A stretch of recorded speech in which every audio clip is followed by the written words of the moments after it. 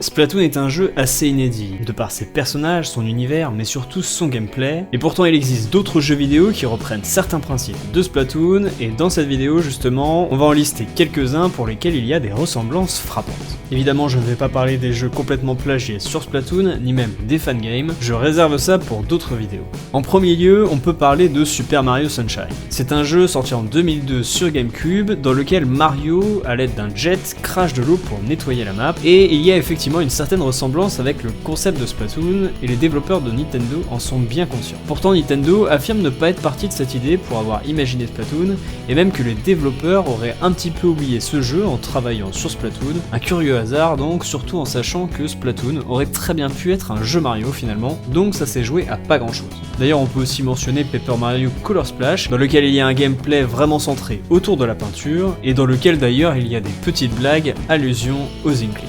Et dans ce même esprit de repeindre notre environnement, on a le deuxième jeu de cette liste, The Blob. Ce jeu a été créé par des étudiants en 2006 et puis finalement commercialisé en 2008 sur iOS et sur Wii et puis finalement sur PC en 2017, suivi très rapidement par un The Blob 2 qui est sorti juste après. Dans ce jeu, vous êtes une espèce de monstre qui redonne de la couleur dans le monde dans lequel vous êtes, vous absorbez des couleurs pour ensuite colorer certains bâtiments et certains éléments du décor de Chroma City qui a perdu toutes ses couleurs à cause des ennemis du jeu. Évidemment, le jeu ne se limite pas à ça, il y a des courses de vitesse et des phases où vous devez tuer des ennemis notamment, mais c'est finalement un jeu assez sympa pour lequel Splatoon a été vite comparé lors de sa sortie, même si dans les faits, ils ont peu de choses à voir l'un avec l'autre, si ce n'est le fait de colorer toute la map, qui est donc finalement l'un des buts de ces deux jeux.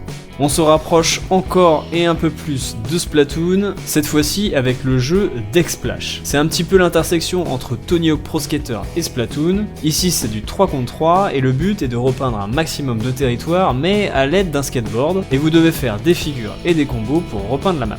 Alors, ça a pas vraiment de sens, mais pourquoi pas. Malheureusement pour lui, ce jeu n'est jamais sorti, car sa version bêta qui était ouverte n'a pas réussi à attirer suffisamment de joueurs, et du coup, la communauté du jeu n'aurait pas été suffisante pour maintenir un matchmaking correct, et les développeurs ont finalement préféré garder ce jeu dans les cartons pour bosser sur l'un de leurs nombreux autres projets.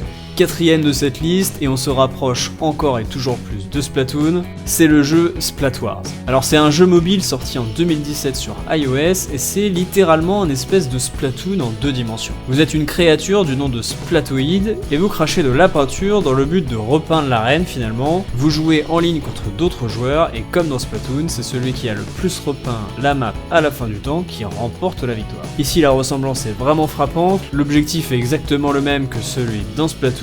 On a évidemment un gameplay bien loin d'égaliser le jeu de Nintendo, mais sur le papier, c'est quand même un jeu vachement similaire. Pour finir, on va sortir un petit peu du monde de la peinture, mais on va rester dans l'univers du Japon avec le jeu Senran Kagura Peach Beach Splash, qui reprend un petit peu le concept de Splatoon, mais sans calamar, sans peinture, et à la place, vous avez des filles en bikini. Bref, ce jeu met en place des combats de jeunes étudiantes shinobi bien dénudées qui s'attaquent à coups de pistolet à eau de toutes sortes. Le tout agrémenté d'une histoire illustrée par des dialogues et une sorte d'animé japonais. Alors c'est vrai qu'esthétiquement ça a peu de rapport avec Splatoon, mais l'utilisation des pistolets à eau et surtout l'esthétisme des armes nous rappelle vraiment les armes de Splatoon et il méritait sa place dans cette liste. Pour finir cette vidéo, je vais également parler de quelques autres jeux qui ne rentrent pas vraiment dans cette liste parce qu'ils ont finalement rien à voir avec Splatoon, mais qui ont introduit des modes Splatoon dans leur gameplay. Effectivement, avec la sortie de Splatoon sur Wii U et sa popularité qui a vite fait parler d'elle, plusieurs jeux ont mis en place, que ce soit par les développeurs ou bien même par les joueurs, des modes de jeu dans lesquels le but est de repeindre la map. On peut par exemple penser à Minecraft ainsi qu'à Disney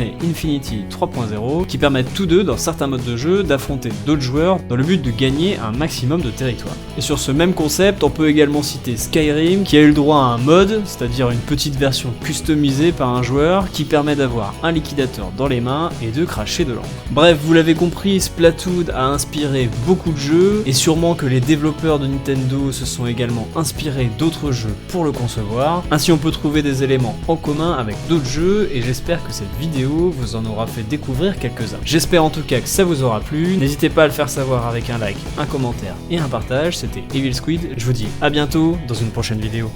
Allez, salut!